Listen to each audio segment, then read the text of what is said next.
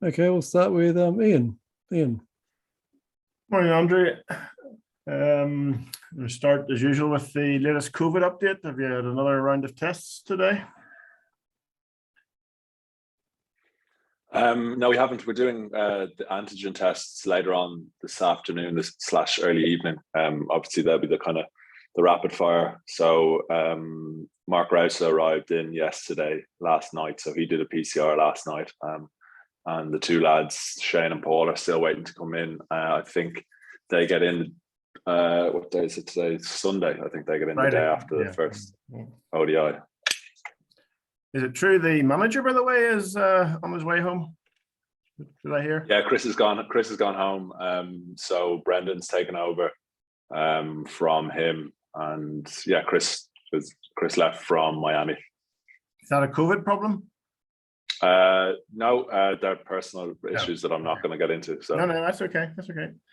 Can you give your thoughts on Wednesday's match, please? Thoughts on the match were that it was brilliant to get out and get some overs in the legs. I think a few of the guys certainly almost forgot what it was like to spend more than 20 overs in the field. We were obviously in a bit of trouble with the bat, and George and Simi put a really good partnership together. We were a bit rusty all round, but that's what those games are for. The frustrations of the USA not getting much cricket there, to get something under the belt before the ODI series was great for us. Was it the below par total, or were they bowlers just rusty ones? Yeah, I mean, historically at the ground, going on previous ODIs there, the par score is about 250 or 260, so we were naturally under par. But certainly from where we were, we did well to get to 230. And certainly with the 9:30 starts here, it is that bit trickier up top for the first hour. But it's going to be like that for the one-day games with the 9:30 starts. So we'll have to negate that when we come to it. And with overs under their belt, obviously, you hope the bowlers will do a lot better tomorrow. Yeah, I think so. I think that was certainly part of the reason why we wanted to have that game, was to get some overs in the legs of the bowlers. A lot of them have just been used to this winter, have just been used to kind of 4-over spells. So kind of having a couple of different spells of 4 overs and maybe 3 spells is certainly going to benefit them. We'll have a good run out today. We've got a middle practice today, so they'll get some more overs into them. And certainly once we get to a big ODI series, I know the guys will be raring to go once they get over the line. And is your top 3 going to stay the same? Was that for tomorrow? Yeah, it is. Yeah. Mm-hmm. Okay, well, I'll go up top and I'll bat 3. It's obviously, it's not ideal losing Paul, but unfortunately playing cricket through COVID, you kind of have to be able to adapt to these sort of situations. And Andy did a pretty good job during the summer of it. So we're going to go with that tomorrow. You obviously prefer number 3, but you're happy enough going in the open then? There's no other option? Yeah, no, we spoke about a couple of maybe options we could have used, but I think I did it during the summer, and I don't think there's a whole lot of difference between opening and 3. Sometimes you can be in the first over anyway. So I'll open tomorrow and probably go back to 3. Well, I will go back to 3 in the second game. Hey, John from the BBC. Hi, Andrew. Just wondering what's the sort of overall state of morale in the squad at the moment. I mean, obviously the 2020 World Cup, losing to Namibia and exiting quite early was very disappointing, and then probably what happened in America, losing to them was maybe almost a little embarrassing. I mean, and with the COVID situation and all going on, I mean, there's a few headlines over here about that there's a bit of a crisis in Irish cricket. I mean, what would you say about all that? I think I've seen a lot of people say that there's a bit of a crisis, but us as players are pretty focused on what we want to do. The T20 World Cup was certainly disappointing, but by no means a disaster. I think, we're still a team that are learning on the job a bit, and naturally we wanted to win those games, and we got ourselves into a position where we could have won those games. But the USA defeat was disappointing, obviously, as well. But that happens, and our guys, we need to play a lot of T20 cricket, and we need to get a lot of T20 games into these guys. We don't play enough at home. I've already spoken about that, to give these guys experience. the standard, in my opinion, still isn't good enough for these guys to improve. So we need to play more international T20 cricket as often as possible. We're starting to get guys into the franchise leagues, which is brilliant. It's only going to improve the standard, and the morale's pretty good. It's better than it was in Florida, I won't lie. It was very difficult. Some of us had to leave family members in Florida to come here and get ready for this series. That was difficult. I was one of them. It didn't sit easy with me for a couple of days, but as soon as we got training here and got into international series mode, you kind of your work head comes on and you're ready to go out into action and play against a really good team. And I think the guys are fully focused on that. You can't dwell too much on what's happened. I think if you do that, you'll go into some pretty dark places. We're lucky that we get these opportunities to bounce back on a regular basis, and hopefully guys can do that tomorrow. I mean, did the stop-start nature of the American tour, did that contribute, do you think, to the defeat? Because I mean, obviously it was just, we weren't really sure what was going to happen. I'm sure you weren't either.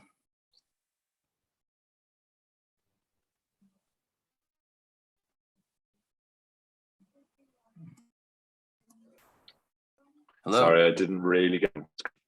Sorry. Just Andrew, did the stop-start nature of the American tour, did that really affect things, do you think, in terms of the performance and the defeat? Yeah, I think I don't want to dwell too much on that defeat. I think we're heading into an ODI series, and that's what I'm here to talk about. We lost to the USA, and that's on the record books now, and it was disappointing. But it was stop-start. There was a lot going on, and there's a lot of testing going on, and I thought we were in a pretty good environment, being able to do our own thing and stuff. But then when you're still doing testing, naturally guys are going to pick it up here and there, and unfortunately that did happen, and then it puts a stop to everything, and you don't really know what you're doing tomorrow. Everyone's panicking over tests because they don't want to test positive, because then they have to sit in a hotel room for 14 days. So I said in an interview last week, I think playing with COVID is more challenging off the pitch than it is on the pitch at the moment, because you're worrying about testing positive. You're doing tests and then being told to stay in your room until the tests get back, and then you're being told the test getting back is going to be delayed, and you're literally sitting on the edge of your seat in the room wondering if you have it, even though you feel absolutely fine. But at the same time, we've got a job to do once we get over the white line, no matter what's going on. So hopefully we can put things right in 2020 tomorrow.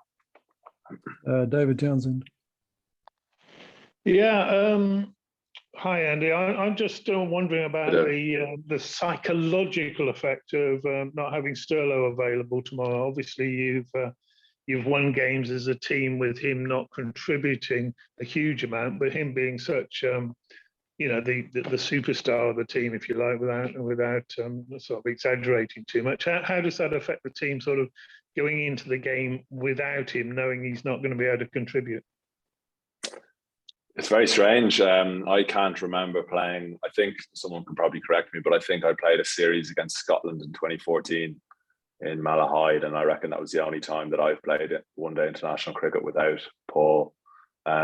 He's been a figure. He's been the opening batsman for the team for pretty much since he got into the team, and he's a huge part of the team in all formats of the game. And I suppose it is massively disappointing to lose him for the first game, but at the same time, it means someone has to step up, and we've seen the amount of runs he's scored, and he's on occasions he's carried the batting line up, and someone's got to step up now. And we've got guys who've had pretty good years in ODI cricket with the bat, and they've got to step up again and look to score some big runs and be that guy who scores the 100 or that 80 not out in a chase to win the game. And we need to produce match winners. We already know Paul is a match winner, and hopefully if one of the young guys has a day out tomorrow, they can have that experience of winning a game for Ireland, because in my opinion there's no better feeling than getting a score or taking wickets to win games for your country. That is why you play the game. And he'll be a big miss, but guys are going to come in, and there are opportunities for them to hopefully have a good day out.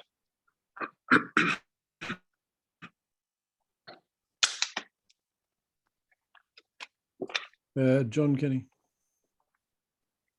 Hi, Andy. I was talking to Barry McCarthy the other day, and he's obviously been one of the players that was left behind and then had to arrive into the States, and he was in his hotel room for the third day running. He seemed pretty down, is probably the wrong expression, but he didn't like what was going on in terms of the COVID restrictions, things like that. Is that the kind of feeling throughout the camp, just how difficult it is? I mean, how long can players be expected to put up with this time and time and time again?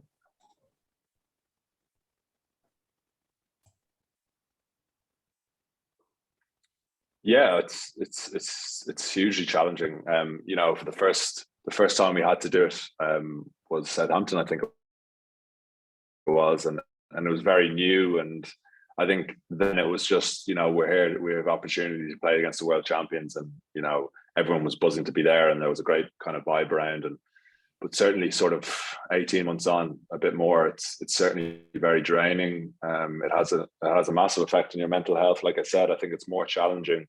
I think it's more mentally challenging off the pitch than it is on the pitch, and that's the first time that I think that's ever been the case for me. Certainly, I can't describe like getting your PCR test and sitting in the room for 24 hours waiting, not knowing if you're going to miss the whole series or have to spend 14 days in a room, you know, with no balcony. It's not healthy, and I really don't think it can continue. There needs to be ways to look after the players' welfare, or else players will just not decide not to go on tour, and that'll be completely understandable, because you know they want to play every game as much as possible, but you've got to also look after the player as an individual and as a person, first and foremost, before a cricketer. So I can understand Barry's frustration. Barry's certainly someone that, you know, wants to be out and about. He's that sort of character. He doesn't want to be stuck in a room. But I understand that you need to get the series on by all means, and if that means testing. But at the same time, you know, I firmly believe that we need to move on a bit, and whatever that means, if it means a bit more freedom for the players, then so be it. And I fully think that needs to be the way. And we've been doing this for a long time now. There's a lot of guys that are fully vaccinated at this stage. But unfortunately, that's just not my decision. So we'll just have to see what happens. Yeah, a couple of questions then.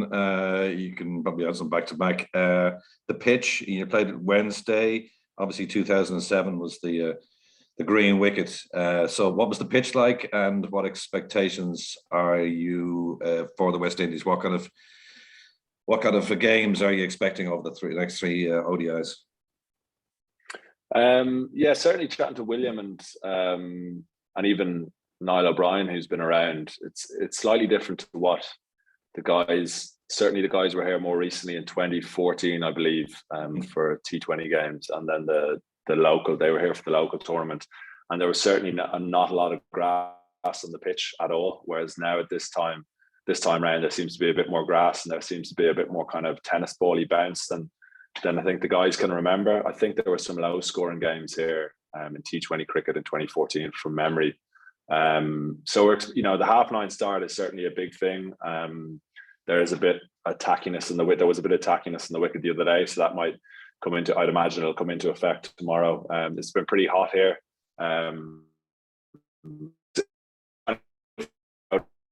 a park, it was my first time. It's my first time here. Like every cricket fan, you have those brilliant memories from 2007, and to be there in person is pretty cool. And certainly having William there, who was in and amongst it for the game, certainly brings back a lot of great memories, I'd imagine. But it's time for this kind of new generation to make their own mark in international cricket, and no real better place, I suppose, or iconic place in Irish cricket to try to do that tomorrow.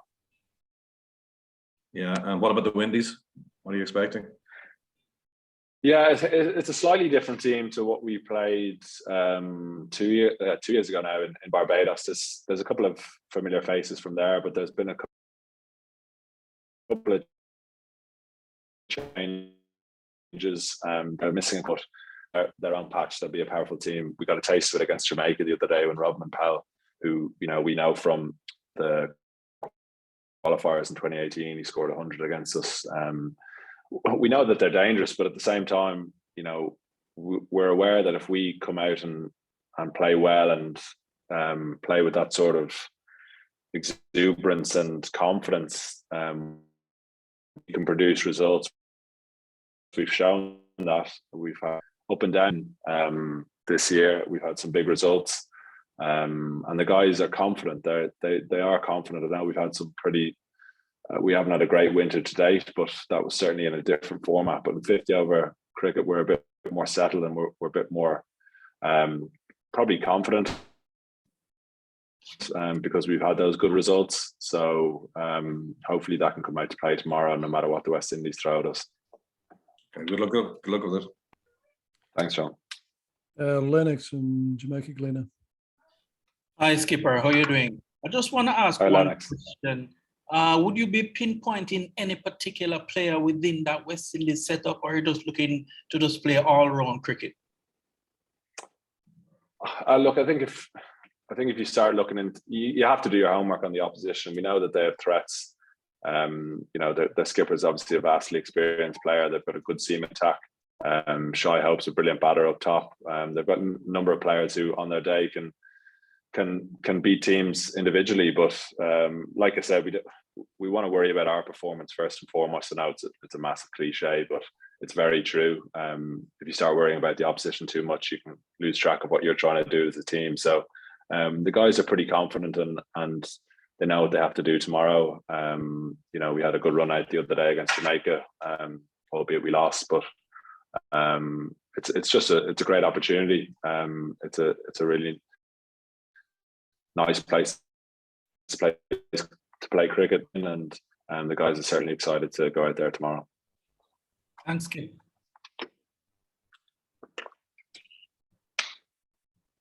Mala from Emerging Cricket. Yeah, hi Andrew, hope you're well. 2021 was a great year for some island bowlers, but you would agree that Josh Riddle kind of stood out. His celebrations are popular. He's always in the face of a batter, loves a good send-off. What's it like having him in the team?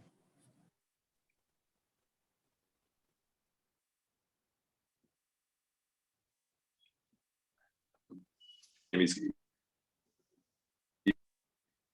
the next level with his guys has given him more. There's no doubt about that. He had a kind of breakthrough year last year. He had produced performances in previous years, kind of once off, that kind of showed what he was capable of. But he's kind of gone to the next level in his fitness and his kind of his skill set. And he is certainly someone that we're hoping can have a really good series this West Indies tour. There's no reason why he won't. He's bowling really well in nets. He had a really good day the other day against Jamaica, and I think he's only going to get better. I think I've said it before. I think the world is his oyster, and I think he could go to extraordinary heights if he keeps his head down and works hard. Right. And how crucial has he become in terms of seniority after the retirement of Boyd Rankin and Tim Murtagh in terms of leading the attack? Yeah, he has. And I mean, out of all our kind of frontline seamers, he's probably played the least, I would say. Maybe himself and Mark Adair played similar enough, but certainly Craig Young and Barry McCarthy have been there longer. But and they're brilliantly becoming that senior bowler and just leading from the front. He takes the new ball now. He swings the back beautifully, and he's got pace, and he's always at you as a batsman. Facing him in the nets is always a good challenge, because if you're playing well against him in the nets, your game's in a pretty good place. But like I said, we have four bowlers who could all play tomorrow. But Josh is certainly becoming one of those names that is first down on the team sheet. Back to John from the BBC.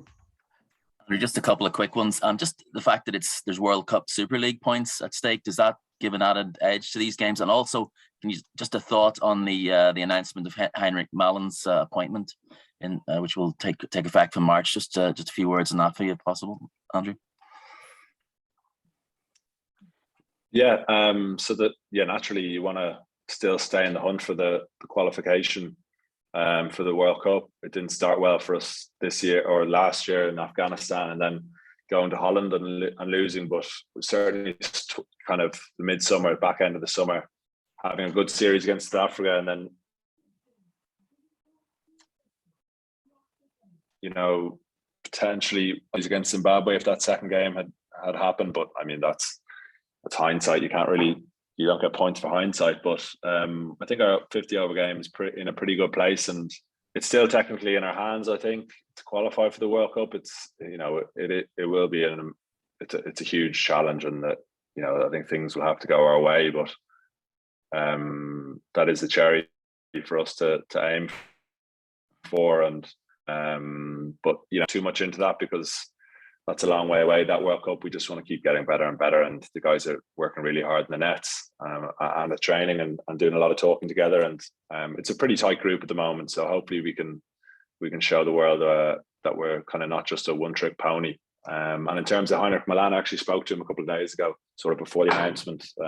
We had a video call, and we had about 25 minutes just talking and kind of introducing ourselves. And yeah, he seems like a really impressive guy. I've never met him. I've never come across him in terms of playing against his teams, but I've spoken to a couple of people in New Zealand who speak really highly of him. And he's obviously a young coach, and he can't wait to get going. He actually texted me this morning about how prep's going for this series and stuff. So yeah, I'm really looking forward to working with him. A new coach coming in can sometimes just freshen the guys up nicely, and the guys will start to hopefully want to impress and want to put in performances in front of a coach who, you know, has maybe new ideas and stuff. But certainly from the first call, you know, after I spoke with him, I had a bit of energy about me, and I was kind of desperate to get out here and get going with this series. So yeah, really looking forward to getting down and working with him once he comes over. Thanks a lot, Andy. Cheers. Thanks, John. Any last questions there? Could you use the raise hand function?